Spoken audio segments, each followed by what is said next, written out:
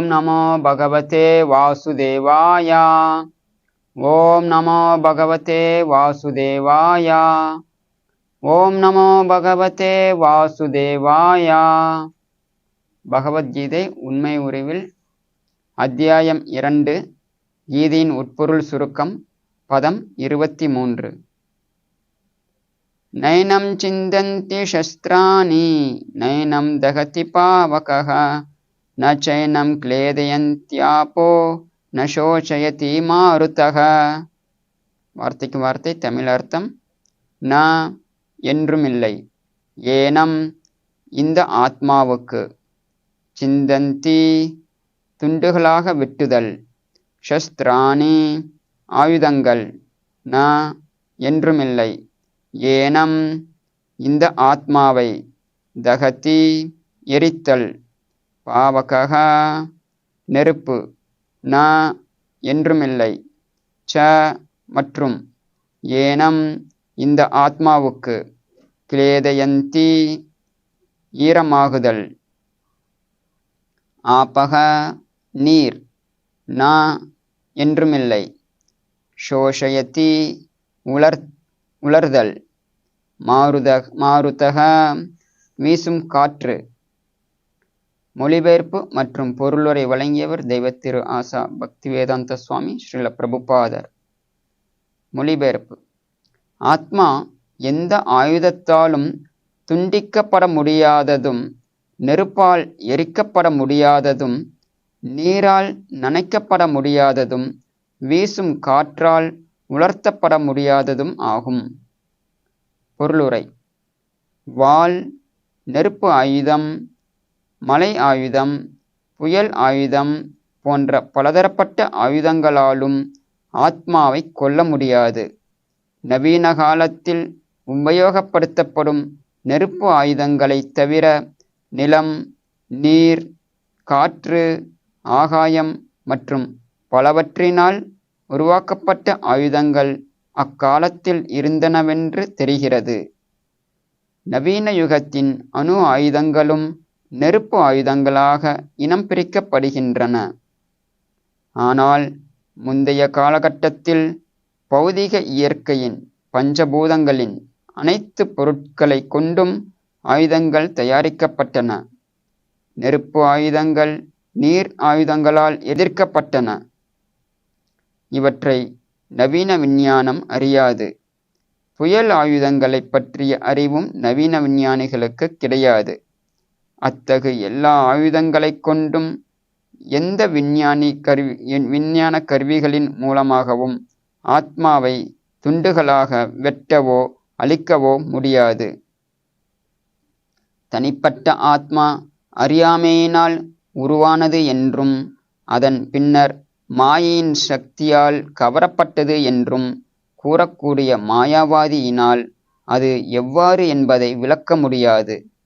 உன்னத ஆத்மாவிலிருந்து தனிப்பட்ட ஆத்மாக்களை துண்டிப்பது அசாத்தியமானதாகும். உண்மையில் தனிப்பட்ட ஆத்மாக்கள் நித்தியமாகவே உன்னத ஆத்மாவின் பிரிக்கப்பட்ட பகுதிகளாகும். தனிப்பட்ட அணு ஆத்மா நித்தியமாகவே அணு ஆத்மா, சனாதன என்பதால் அவர்கள் மாயையின் சக்தியால் கவரப்படக்கூடியவர்கள். இவ்வாறாக அவர்கள் முழுமுதற் கடவுளின் உறவிலிருந்து பிரிந்துவிட்டனர். இது நெருப்புப் பொறிகள் குணத்தால் நெருப்பினைப் போல இருந்தாலும் நெருப்பிலிருந்து வெளிப்பட்ட பின்னர் அணைந்து விடுவதைப் போன்றதாகும். முழுமுதற் கடவுளின் பிரிந்த அம்சங்களாக வராக புராணம் ஆத்மாக்களை வர்ணிக்கின்றது. பகவத்கீதையின்படியும் ஆத்மாவின் தன்மை அதுவே. எனவே மாயையிலிருந்து விடுபட்ட முக்தி பெற்ற நிலையில் கூட ஜீவாத்மா தனது தனித்துவத்தை இழப்பதில்லை. இது அர்ஜுனனுக்கு பகவான் அளித்த உபதேசங்களிலிருந்து தெளிவாகின்றது. கிருஷ்ணரிடமிருந்து பெறப்பட்ட ஞானத்தினால் அர்ஜுனன் முக்தியடைந்தான் என்ற போதிலும் கிருஷ்ணருடன் அவன் ஒன்றாகிவிடவில்லை. இத்துடன் பக்திவேதாந்த பொருளுரை நிறைவடைகிறது. ஓம் அஜ்ஞானதிமிராந்தஸ்ய ஞானாஞ்சனசலாகயா சக்ஷுருன்மிலிதம் ஏன தஸ்மை ஸ்ரீகுருவே நமः. நம ஓம் விஷ்ணுபாதாய கிருஷ்ணப்ரஷ்டாய பூதலே ஸ்ரீமதே பக்திவேதாந்த ஸ்வாமின் இதி நாமினே. நமஸ்தே சாரஸ்வதே தேவே கௌரவாணி பிரச்சாரிணே நிர்விசேஷா சூன்யவாதி பாश्चात्य தேசதாரிணே. ஜெய் ஸ்ரீ கிருஷ்ண சைத்தன்ய பிரபு நித்யானந்தா ஸ்ரீ அத்வைத கதாதரா ஸ்ரீவாசாதி கௌரபக்த விருந்தா. ஹரே கிருஷ்ணா கிருஷ்ண கிருஷ்ணா ஹரே ஹரே ஹரே ராமா ராம ராமா ஹரே ஹரே. ஆத்மாவின் குணங்களை பற்றி கிருஷ்ணர் விளக்கி கொண்டிருக்கும் இந்த பகுதியில் மேலும் நமக்கு கிடைக்கக்கூடிய தகவல் என்னன்னா, ஆத்மா எந்த ஒரு பௌதீக ஆயுதங்களாலும் பௌதீக பொருட்களாலும் அழிக்க முடியாது அப்படிங்கிறதான். நம்ம இதற்கு முன்னாவே நம்ம பார்த்துருக்குறோம். ஆத்மா இந்த பௌதிக பொருட்களுடைய அளவை விட ஒரு நுண்ணியமானது அப்படிங்கிறத பார்த்துருக்குறோம்.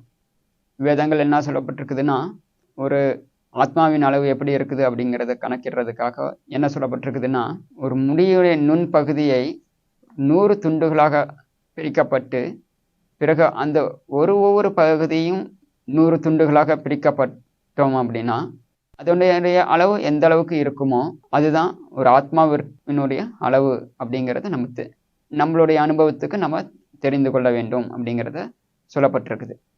அப்படின்னா நம்மளுடைய கற்பனை திறனுக்கு அப்பால் ஆத்மாவின் அளவு இருக்கிறது அப்படிங்கிறத தெரிந்து கொள்ள வேண்டும். அதனால தான் இந்த பதத்தில் மீண்டும் கிருஷ்ணர் என்ன நமக்கு தெளிவுபடுத்துகிறார் அப்படின்னா, ஆத்மா எந்த ஒரு பௌதீக ஆயுதங்களாலும் அதை அழிக்க முடியாது, கொல்ல முடியாது அப்படிங்கிறத விளக்குறார். பொதுவாக எந்த ஒரு பௌதீக பொருட்களாக இருந்தாலும் அதை நெருப்பில் போடும்போது அது எரிக்கப்பட்டு விட முடியும், அல்லது அது உருக்கப்பட்டு விட முடியும், அதோடைய தன்மை மாற்றிவிட முடியும். ஆனால் ஆத்மா ஒரு நெருப்பில் இடும்போதும் அதோடைய தன்மை மாறப்போவது கிடையாது. அல்லது எந்த ஒரு பௌதிக பொருட்களையும் நம்மளால் நனைக்க முடியும், தண்ணீரில் நனைக்க முடியும். அப்படி நனைக்கும் போது அதோடைய தன்மைகள் மாறுவது நம்ம பார்க்க முடியும். ஆனால் ஆத்மா தண்ணீரில் நனைந்தாலும் அதோடைய தன்மை மாறப்போவது கிடையாது.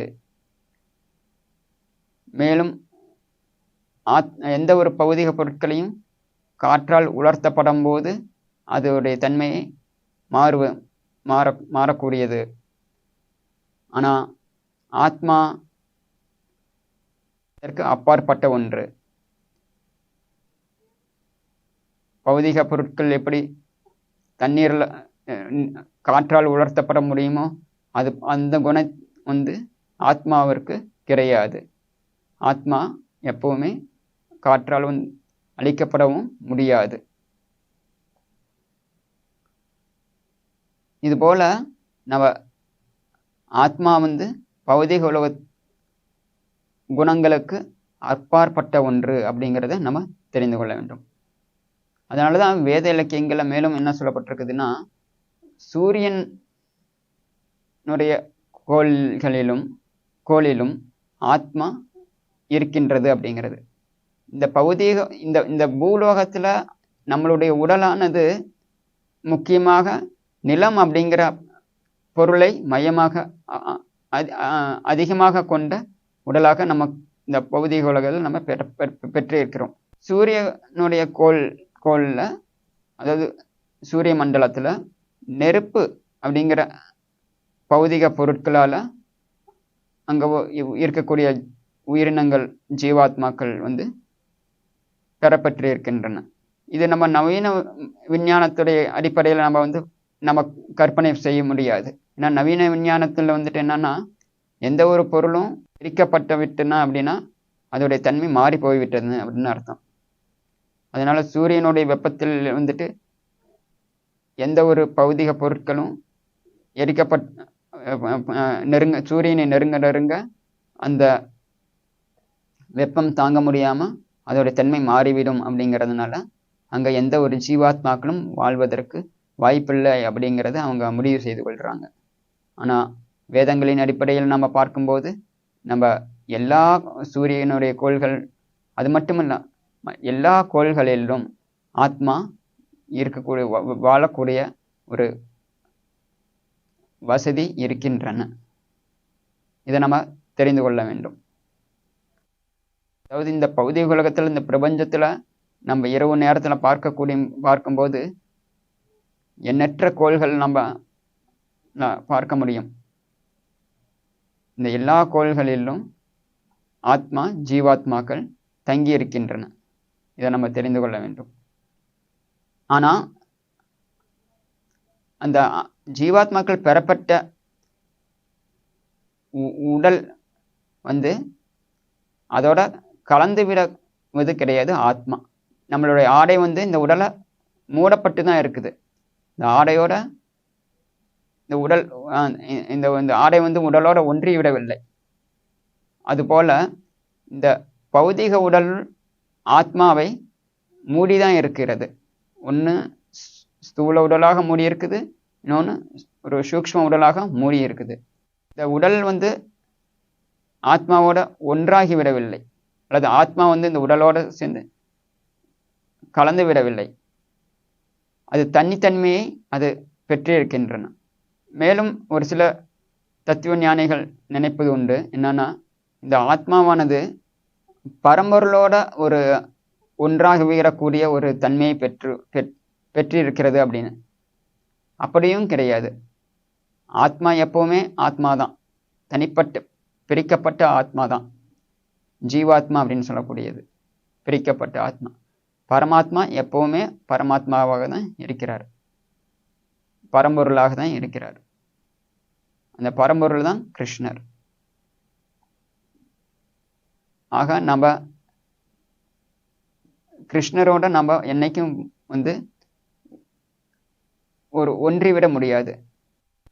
நம்மளுடைய இந்த பௌதிக பிரச்சனைகள்ல இருந்து நம்ம விடுபட்டு ஆன்மீக உலகத்துக்கு போகும்போதும் கூட நம்மளுடைய தனித்தன்மையை நம்ம இழக்கப் போவது கிடையாது. கிருஷ்ணரோட சேர்ந்து ஒன்றாக வாழ முடியும்.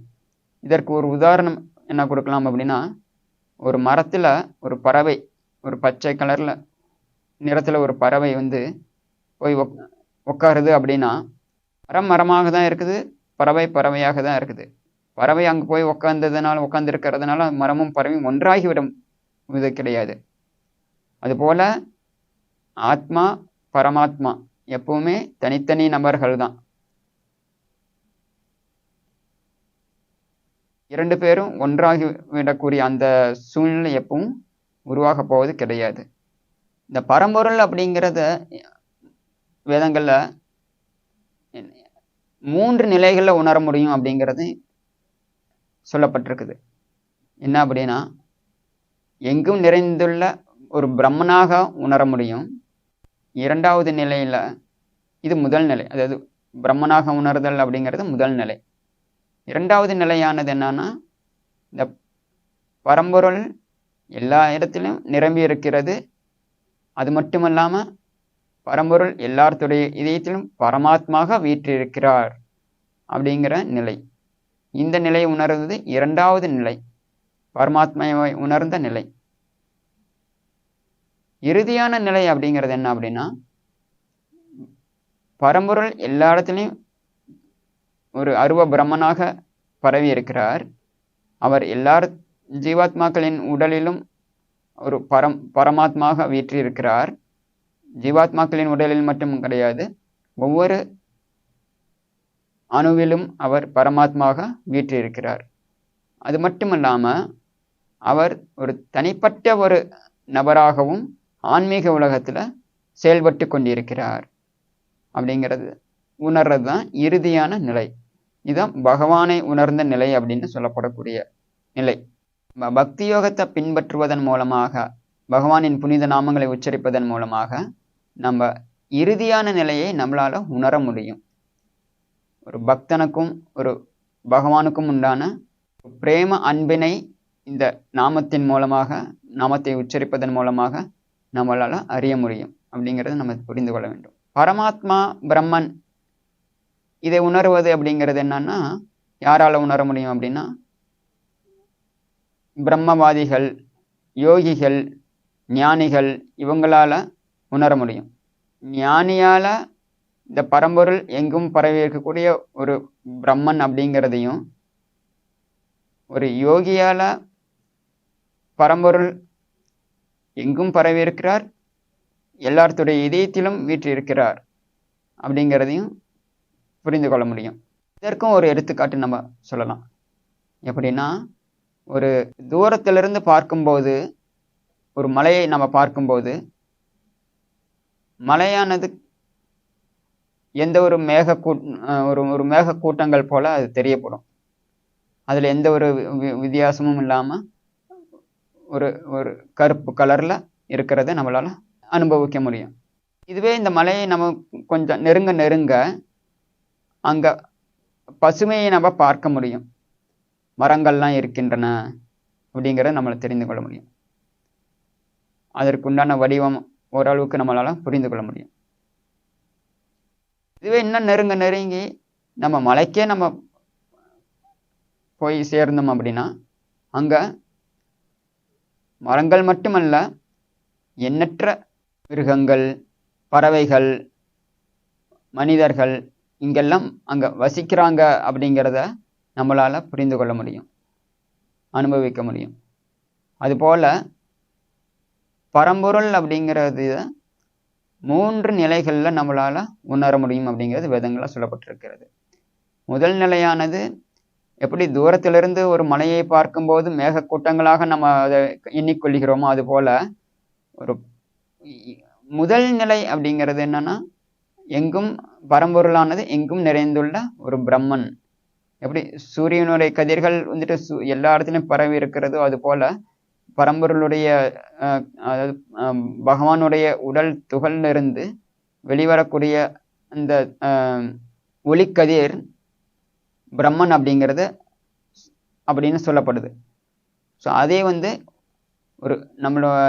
ஒரு வேத ஞானங்களின் அடிப்படையில் கொண்டு நம்மளால் அனுபவிக்க முடியும், நம்ம புரிந்து கொள்ள முடியும். நான் இந்த பௌதிக பொருட்களை சேர்ந்தவன் கிடையாது, நான் ஒரு பிரம்மனை சேர்ந்தவன், பிரம்ம நிலையை சேர்ந்தவன் அப்படிங்கிறத நம்மளால் புரிஞ்சுக்க முடியும். மேலும் வேதங்களில் சொல்லப்பட்டிருக்கிற யோக முறையை நம்ம ஒரு செம்மையாக நம்ம பயிலும்போது, நம்ம பிரம்மன் மட்டும் கிடையாது, நம்மளுடைய இதயத்தில் பரம்பொருள் பரமாத்மாவாக வீற்றிருக்கிறார் அப்படிங்கிறது நம்மளால் உணர முடியும். அது 2வது நிலை. மலையை நம்ம நெருங்க நெருங்க எப்படி அங்கே மரங்கள் பசுமையாக இருக்கின்றனதோ அதை நம்ம உணர முடியுதோ, அதுபோல் எல்லா உயிரினங்களின் இதயத்திலும் பரம்பொருள் பரமாத்மாக வீற்றிருக்கிறார் அப்படிங்கிறத நம்மளால் புரிந்து கொள்ள அனுபவிக்க முடியும். 2வது நிலையாக பரம்பொருளை உணரக்கூடிய 2வது நிலை. இறுதி நிலை அப்படிங்கிறது என்னன்னா, எங்கும் பரவி இருக்கக்கூடிய பிரம்மன் அப்படின்னு சொல்லக்கூடிய பரம்பொருள், எல்லாத்துடைய இதயத்திலும் வீற்றிருக்கக்கூடிய பரமாத்மா அப்படின்னு சொல்லக்கூடிய பரம்பொருள் தனக்கென ஒரு லோகத்தை பயன்படுத்தி அங்கே வாழ்றார், ஒரு முழுமுதற் கடவுளாக பகவானாக வாழ்றார் அப்படிங்கிறத புரிந்து கொள்வது தான் ஆன்மீக பரிபூர்ண உண்மையை புரிந்து கொள்வதில் இறுதி நிலை அப்படின்னு சொல்லப்படுது. இது எப்படி ஒரு மலையை நம்ம மலைக்கே போனதுக்கப்புறம் அங்கே அங்கே இருக்கக்கூடிய விதவிதமான ஜீவராசிகள், பறவைகள், மிருகங்கள், மனிதர்கள், மரங்கள், இதெல்லாம் எப்படி நம்மளால் அனுபவிக்க முடியுதோ, அதுபோல் ஆன்மீக உலகத்தில் கிருஷ்ணருக்கு ஒரு உடல் இருக்கிறது, அவர் போல மற்றவங்களுக்கும் அங்கே இருக்கிறாங்க, அவங்களுக்கு ஒரு அன்பான ஒரு பக்தி தொண்டின் மூலமாக அவங்க செயல்பட்டு அவங்களுடைய அன்பின் பரிமாற்றத்தை அந்த அன்பின் பரிமாற்றத்தால் வாழ்ந்து கொண்டிருக்கிறார்கள் அப்படிங்கிறத நம்மளால் புரிந்து கொள்ள முடியும். அந்த அனுபவத்தை தான் இந்த ஹரே கிருஷ்ண மகாமந்திரம், ஹரே கிருஷ்ணா கிருஷ்ண கிருஷ்ணா ஹரே ஹரே, ஹரே ராமா ராம ராமா ஹரே ஹரே, இந்த மந்திரத்தின் மூலமாக நம்மளால் அனுபவிக்க முடியும் அப்படிங்கிறத ஆச்சாரியர்கள் நம்ம விளக்குறாங்க. நம்மளுடைய மனக்கற்பனையால் இந்த உண்மைகள் எல்லாமே நம்ம ஆராய்ந்து அறிந்தோம் அப்படின்னா ஒரு ஒரு ஒரு முடிவுக்கு நம்மளால் வர முடியாது. எப்படி மனக்கற்பனையால் நம்ம சூரியனுடைய கோள்களில் எந்த ஒரு உயிரும் வாழ முடியாது அப்படிங்கிறத நம்மளால் ஒரு கற்பனை பண்ணி பார்க்க முடியாதோ, அதுபோல பௌதிக உலகத்தில் இருக்கக்கூடிய விஷயங்களுக்கு அப்பாற்பட்டது ஆத்மா, ஆத்மா பரமாத்மாவுக்கும் உறவு இருக்கிறது அப்படிங்கிற அந்த விஷயம், மேலும் ஆத்மா முழுமுதற் கடவுளோட ஒன்றி வாழக்கூடிய சூழ்நிலை இருக்கிறது, வாய்ப்பு இருக்கிறது, அதை நம்ம அடைய வேண்டும் அப்படிங்கிற அந்த உண்மையும் நம்மளுடைய மனக்கற்பனையால் நம்மளால் ஆராய்ந்து அறிந்து தெரிந்து கொள்ள முடியாது. அதிகாரப்பூர்வமான ஒருவரிடமிருந்து கேட்டு நம்ம அதிகாரப்பூர்வமான ஒருவரிடமிருந்து கேட்டு தான் நம்மளால் புரிந்து கொள்ள முடியும். மனக்கற்பனையான இயங்கிக் கொண்டு இருக்கின்ற இந்த இதுக்கும் நம்மளோட ஒரு உதாரணத்தை கொடுக்கலாம். என்ன அப்படின்னா, அதுக்கு பேர் கூப்ப மண்டுக்க நியாயம் அப்படின்னு வேதங்கள்லாம் சொல்லப்பட்டிருக்கும். ஒரு கிணறு, அதில் ஒரு தண்ணி இருக்குது, தவளையும் இருக்கிறது. கடல், அங்கேயும் ஒரு நிறைய தண்ணி இருக்கிறது, தவளை இருக்கிறது. இந்த கடல்ல இருக்கிற ஒரு தவளையானது அந்த கிணற்றில் இருக்கக்கூடிய தவளையோட சேர்ந்து ஒரு இடத்துக்கு வந்துடுது. இப்போ இந்த கிணற்றில் இருக்கக்கூடிய தவளை வந்துட்டு கேட்குது, கடல் எந்த அளவுக்கு பெரியதானது அப்படின்னு. அப்போ அந்த கடல் தவளை சொல்லுது, கடல் ரொம்ப ரொம்ப உயர்ந்த ஒரு இது அப்படின்னு, ஒரு பரந்த ஒரு தன்மையை கொண்டது அப்படின்னு. அப்போ அந்த கிணற்று தவளை யோசிக்குது, இந்த கிணற்றை போல 2 மடங்கு பெரிதாக இருக்குமோ, அல்லது 10 மடங்கு பெரிதாக இருக்குமோ, 100 மடங்கு பெரிதாக இருக்குமோ அப்படின்னு அந்த கிணற்றின் அடிப்படையில் தான் வைத்து கணக்கிடுது. ஆனால் கிணற்று தவளைக்கு தெரிகிறது, இந்த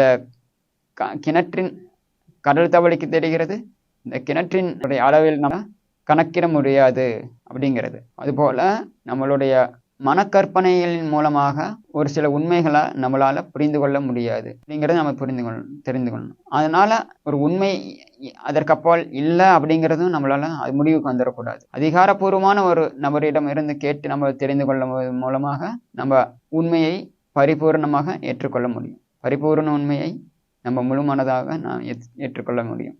இவ்வாறு நம்ம பரிபூர்ண உண்மையை நம்ம அறிந்ததன் பிறகு அதை அனுபவிப்பதற்கு உண்டான முயற்சிகளை நம்ம மேற்கொள்ளும் போது நம்ம உண்மையான வாழ்க்கையை நம்மளால் வாழ முடியும். இதற்குண்டான அடிப்படை ஞானம் தான் இப்போ இங்கே பகவத்கீதை மூலமாக நம்ம கிருஷ்ணர் நமக்கு இங்கே கொடுத்துட்டு இருக்கிறார். மேலும் இந்த ஆத்மாவானது ஆன்மீக உலகை அடைவதற்குண்டான வழிமுறை என்ன அப்படிங்கிறதும் மேலும் வரக்கூடிய அத்தியாயத்திலால் நம்மளால் தெரிந்து கொள்ள முடியும். இத்துடன் இந்த பகவத்கீதை சொற்பொழிவை நம்ம நிறைவேற்றிக் கொள்வோம். ஸ்ரீமத் பகவத்கீதா கி ஜெய, ஜெகத்குரு ஸ்ரீல பிரபுபாத் கி ஜெய்.